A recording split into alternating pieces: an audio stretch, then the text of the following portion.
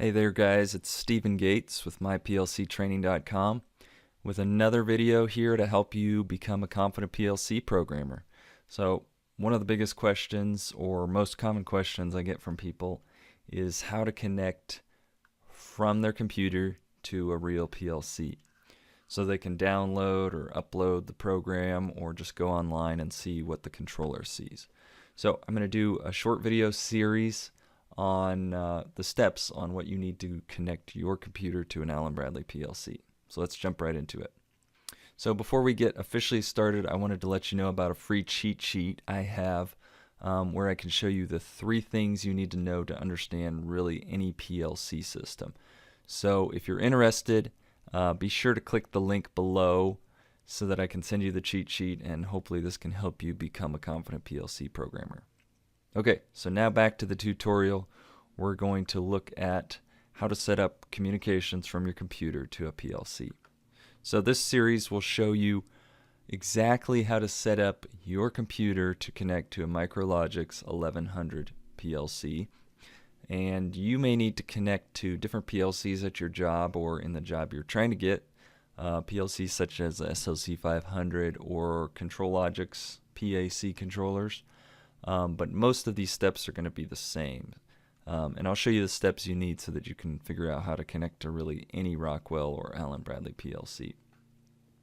So before we start, let's lay out the 4 basic steps you need to know to connect to pretty much any Allen-Bradley PLC. Number 1, you need to choose and connect some sort of cable between your computer and the PLC. This could be a serial cable or a USB cable with some of the more modern controllers, or it could be Ethernet or even something else. Number 2, we need to set up your computer so that it's ready to connect to the PLC. So if you're connecting over Ethernet, that means setting the IP address on your computer, or if you're talking over serial or USB, you may need to configure the COM port that you're connected through. Number 3, we're going to set up your PLC for comms, and some PLCs are not set up to communicate with your computer out of the box, so there may be some things you have to do with the PLC before you can connect to it. And then number 4, we configure a driver in RS links to talk to that specific PLC over the specific protocol you're going to use, whether it's Ethernet, DF1, USB. So if you keep these 4 steps in mind, you already have a head start on connecting to every Allen-Bradley PLC. In the next video, we'll cover steps 1 through 4 again, but specifically for connecting to a PLC via serial connection.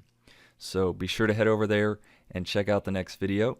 And if you like this video and are interested in getting more free training, be sure to check out the link below again to check out the free cheat sheet I have on the 3 things you need to know to understand any PLC system.